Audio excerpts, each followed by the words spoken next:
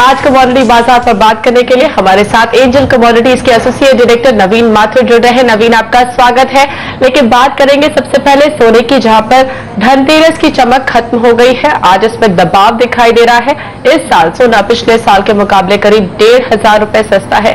इसके बावजूद धनतेरस के दिन मुश्किल से 15 से 20% ही सोने की बिक्री बढ़ पाई। दरअसल इस पूरे साल यानी संवत 2071 में दौरान सोने में गिरावट देखने को मिली है। लगातार तीसरे साल सोने के लिए नेगेटिव रिटर्न दिखाई दिए हैं। पूरी खबर के लिए चलते हैं अपने सहयोगी नीरज राय के पास। नीरज, क्या हाल रहा संवत 2071 का? कितना नुकसान कराया है सोने ने? देखिए, 2071 संवत जो है सोने के लिए काफी खराब रहा है और इससे पहले के भी 2 संवत लगातार सोने के लिए नेगेटिव रहे हैं। अगर संवत 2071 की बात करें तो इस पूरे साल के दौरान सोने में करीब 6% गिरावट देखने को मिली है और सोना फिलहाल करीब मुंबई हाजिर बाजार में देखा जाए तो 25,850 रुपए के आसपास में ट्रेड कर रहा है। और इससे पहले जब पिछले साल अक्टूबर और नवंबर के आसपास में सोना 27,000 रुपए के ऊपर ट्रेड कर रहा था।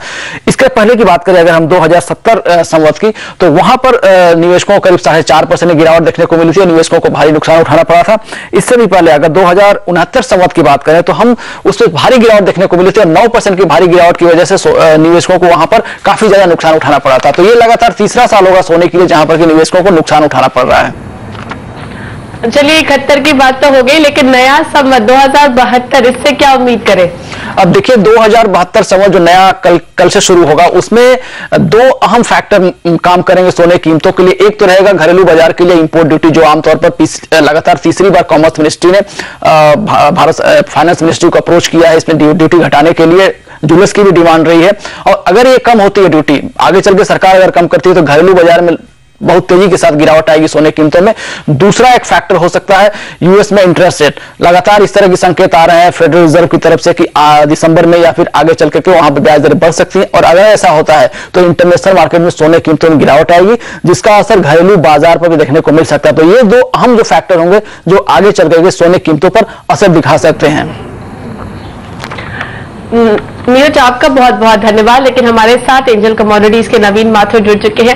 नवीन, लगातार तीसरा साल सोने के लिए नुकसान भरा रहा है, लेकिन आगे जैसा नीरज बता रहे थे 2 इंपॉर्टेंट फैक्टर्स एकदम सामने ही खड़े हैं। एक तो इंपोर्ट ड्यूटी पर भारतीय सरकार का डिसीजन और यूएस में ब्याज दरों का जो एक इवेंट हो सकता है, एंड ऑब्वियसली उस इवेंट से सोने पर एक नेगेटिव इंपैक्ट पड़ना लाजमी है। लेकिन अगर थोड़ी लंबी अवधि का नजरिया ले, अगले साल तक की बात करें, आपको लगता है एक बेहतर रिटर्न, एक बेहतर साल साबित होगा ये वाला संवत? Mugdha, good morning. और मैं सब दर्शकों को, सीएनबीसी आवाज के दर्शकों को एक हार्दिक बधाई देना चाहूंगा दिवाली के शुभ अवसर पे, आगे आने वाले जो फेस्टिव सीजन है उसके लिए। नीरज जी ने जैसा कहा, he is absolutely correct. For the last 3 years जो गोल्ड है उन्होंने नेगेटिव रिटर्न्स दिए हैं versus the other asset classes, and itself is उन्होंने मंदी का जो रुख है वो कंटिन्यू रखा है इस साल भी। अगला साल जैसा आपने पूछा, लगता ये है कि मार्केट जो है गोल्ड के, प्रेशियस मेटल्स के पर्टिकुलरली बेयरिश ही रहेंगे, मंदी का ही रुख रखेंगे। एक और जो मैं पॉइंट ऐड करना चाहूंगा, फंडामेंटल रीजन बियॉन्ड जो नीरज जी ने कहा, एक तो ब्याज दरें जो है यूएस में अगर वो बढ़ती हैं उससे करेंसी जो डॉलर स्ट्रेंथ है वो आएगी और वो नेगेटिव इफेक्ट करेगी गोल्ड के प्राइसेस को, डॉलर डिनोमिनेटेड कमोडिटीज को। सेकेंड, उन्होंने बात करी इंपोर्ट ड्यूटी घटाने की जिसकी वजह से गिरावट आ सकती है। Third and most critical is that the physical demand is very low, both in China and India. The physical demand is very low and we consume, both the countries consume approximately half of the global production. अगर physical demand नीचे रहती है तो definitely demand कम रहने की वजह से prices पे भी इफेक्ट आएगा और मंदी का रुख रहेगा। तो मुझे लगता है कि ये सारे कारण बहुत महत्वपूर्ण रहेंगे आने वाले साल के लिए। एक चीज जो पॉजिटिव हो सकती है इंडिया के लिए, क्योंकि अगर डॉलर में स्ट्रेंथ आती है तो रुपी डिप्रिशिएट करेगा तो जो इंडियन मार्केट्स हैं वो इतने ज्यादा जो गोल्ड के प्राइसेस हैं वो गिरेंगे नहीं। पर हमारा मानना ये है कि अराउंड 24.5 से 24,500 से 25,000 के आसपास जो है गोल्ड को स्टेबल करना होना चाहिए, कंसोलिडेट एट अराउंड 24,500 और सो। ठीक है, लेकिन आज दबाव में है सोना, क्योंकि कल धनतेरस का जो एक्साइटमेंट था वो खत्म हो चुका है। तो आज क्या करें अगर किसी को ट्रेडिंग बेट लेनी है इस वक्त? तो मुद्दा नेगेटिव व्यू ही है इंट्राडे के लिए भी, ऑल्दो जैसा मैंने कहा कि फेस्टिवल सीजन है, बहुत शुभ अवसर है, तो पेसिमिस्टिक नहीं होना चाहिए। पर क्योंकि आप पर्टिकुलर स्ट्रैटेजी की बात कर रहे हैं और टेक्निकल स्ट्रैटेजी और फंडामेंटल लेवल्स भी सारे बेरिश ट्रेंड ही दिखा रहे हैं गोल्ड के लिए, इसलिए हम रिकमेंड करेंगे इंट्राडे में गोल्ड को सेल करने के लिए एट अराउंड 25,700। स्टॉप लॉस जो है वो ट्रेड में लगाए तकरीबन 25,950 का, और नीचे की तरफ टारगेट 25,400 और 450 के देखे जा सकते हैं MCX वायदा बाजार में। नीरव, चांदी पर इस वक्त क्या कॉल ले रहे हैं आप, वहां पर क्या करें? वहां पे भी मुद्दा नेगेटिव ट्रेंड ही है। सारी कमोडिटीज में आज की डेट में एटलीस्ट इंट्राडे, चाहे वो सोना हो, चांदी हो, कॉपर या crude, we are going short and मंदी का ही रुख रखा हुआ है इंट्राडे में। तो इसलिए अगर किसी को ट्रेड करना है इंट्राडे, तो चांदी पे भी सेलिंग ही बेटर रहेगी करना। तकरीबन 34,600 के आसपास सेलिंग करी जा सकती है। 35,000 के आसपास का स्टॉप लॉस लगाएं, और जो नीचे के भाव हैं वो तकरीबन 34,100 और 150 के आसपास के देखे जा सकते हैं चांदी में। नवीन, इस वक्त अगर हम बात करें कच्चे तेल की, तो वहां पर हमने देखा ओपेक की तरफ से कई बार आ चुके इस तरह के बयान की वो प्रोडक्शन कट नहीं करेंगे, लेकिन अब क्या लगता है क्रूड को अब सपोर्ट कुछ मिलेगा जब ओपेक थोड़ा सा व्यू कह रहा है कि शायद उनको प्रोडक्शन कट लेना पड़े? थोड़े से एनवायरमेंट चेंज हो रहा है versus last November when OPEC took a very hard call and it was a game changer for the crude oil markets. Anyway, पिछले 1-1.5 साल से लगातार हमने देखा है कि क्रूड के जो भाव हैं वो नीचे हैं। तकरीबन $100 जो जून मई 2014 में थे, आज की डेट में तकरीबन $45 के आसपास WTI है, और तकरीबन $48, $45, $49 के आसपास ब्रेंट के भाव चल रहे हैं। मानना यह है कि जो ओवर सप्लाई है वो एक मेजर कंसर्न है, उसकी वजह से हमने मार्केट्स को नीचे की तरफ आते हुए देखा। जो एक्सपेक्टेशन थी कि यूएस शेल ऑयल के जो रिग्स हैं वो बंद होंगे, या क्योंकि उनका प्रोडक्शन कॉस्ट ज्यादा है और अगर भाव नीचे है तो वो हो सकता है लॉस मेकिंग हो, तो कुछ रिग्स बंद हो सकते हैं, वो इतने नहीं एक्सपेक्टेशन के हिसाब से हुए, और डिमांड भी कम है। चाइना का फैक्टर बहुत इंपॉर्टेंट रहा, यूरोजोन का पर्टिकुलरली ग्रीस के चलते पिछले साल काफी इफेक्टेड रहा पूरा इकोनॉमी।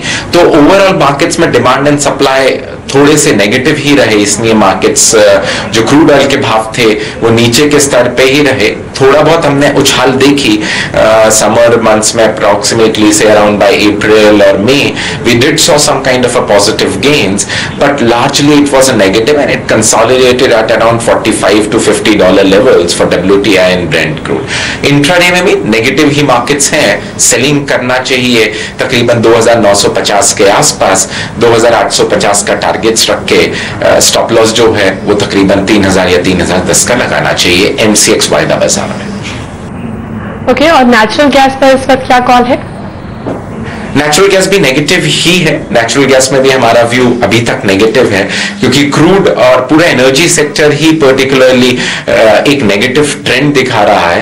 तो नेचुरल गैस भी डेफिनेटली हमारे लिए, हमारा जो आज का इंट्राडे का स्ट्रैटेजी रहेगा वो नेगेटिव ही है, और उसमें भी सेलिंग करा जा सकता है। ऑल्दो तकरीबन 1.5% की आप जैसे स्क्रीन पे देख रहे हैं उछाल देखी गई है, तकरीबन 154, 155 के आसपास के भाव देखे जा रहे हैं नेचुरल गैस में। ₹2 ऊपर है MCX में, पर स्ट्रेलिंग स्ट्रैटेजी ही रहेगी, तकरीबन 157 के आसपास सेलिंग करना चाहिए to a target of around 148 to 149। लेकिन बने रहिए, आप हमारे साथ लेंगे यहाँ पर एक छोटा सा ब्रेक, आके फोकस करेंगे बेस मेटल्स पर।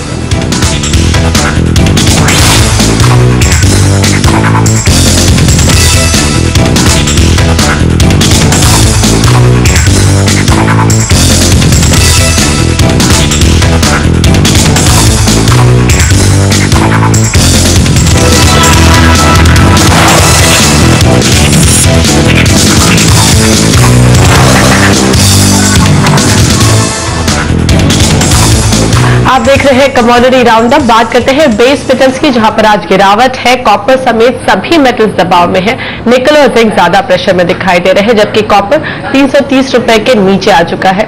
दरअसल एलिप पर कॉपर पिछले 6 साल के निचले स्तर पर है।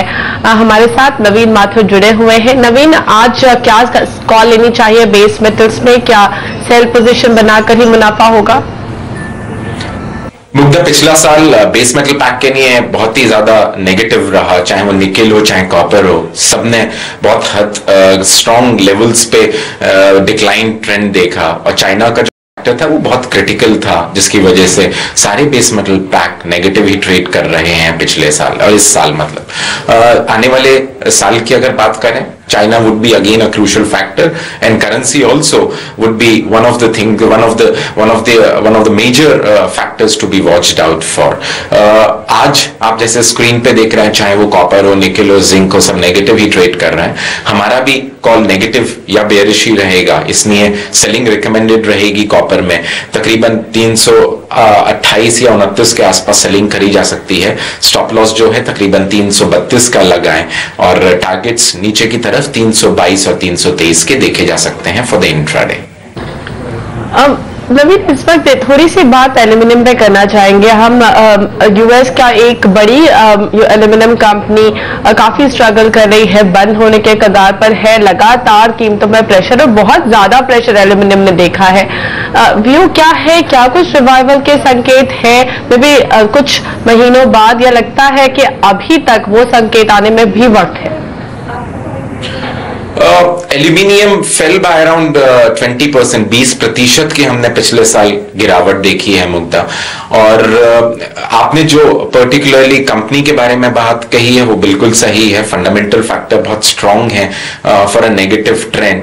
आज भी मार्केट्स जो है तकरीबन 98-99 रुपीस के आसपास एल्यूमिनियम एमसीएक्स पे ट्रेड कर रहा है, तकरीबन ₹1.5 नीचे है।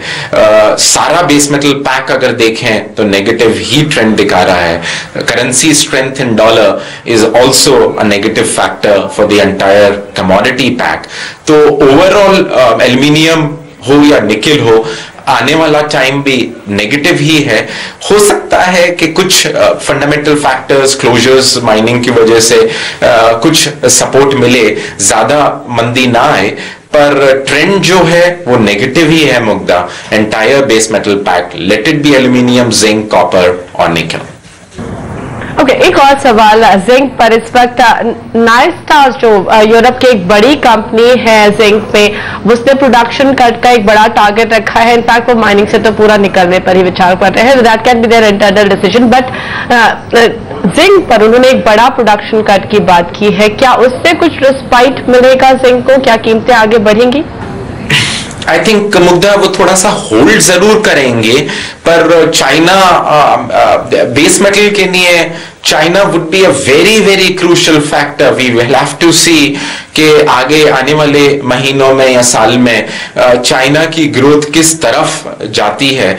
अगर कंटिन्यूअस जीडीपी डिक्लाइन रहता है या ग्रोथ या मैन्युफैक्चरिंग इफेक्ट रहती है, तो मेरा मानना यह है कि base metal pack may consolidate at around these levels और मे फर्दर गो डाउन।